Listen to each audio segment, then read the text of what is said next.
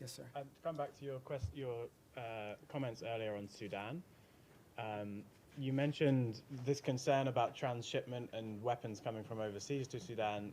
Could you sort of put a slightly finer point on it? Have you raised this with the UAE in your meetings that they need to stop providing support to the RSF? And have you got any commitment or any kind of Look, none of these, neither side has their own factories for the most part, right? All these weapons are acquired from abroad. They have to come from somewhere else, and they have to come through somewhere else. So someone is allowing it to be shipped in, and someone is actually shipping it.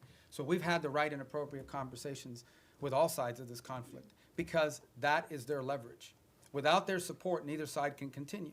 So that's why we need to engage, and that's why we've engaged the parties involved in all of this. I don't want to find myself here in a position of picking on anybody other than to say that we think and we're hopeful that we can make some progress on this, but we know that in order to make progress on this, it will require outside actors to use their leverage and their pressure to make that come about, particularly this humanitarian truce, which is the first thing we want to achieve. We think that outside actors have the leverage and the influence over the players on the ground to bring about this humanitarian truce. And we are very focused on it. I had conversation on it yesterday. We have spoken to the UAE, we've spoken to Saudi, we've spoken to Egypt, and this is not new. We've been talking to them. We signed a document with them in September at the UN gatherings. We had previous meetings with them before that. So this is not a new engagement. It's just one that's had a higher sense of urgency given recent events there.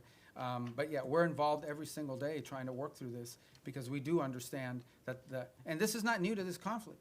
It is in many ways similar to what happened to happen in Gaza. What brought Hamas to the table, among other things, was the fact that some of the countries that had relationships with Hamas, like Qatar, like Turkey, played a very constructive role in bringing them to the table and pressuring them to sign an agreement. And we played a similar role on the other side. So, you know, it's not unusual that you would involve outside actors in using leverage to bring parties to the table to agree on something. Yes, ma'am.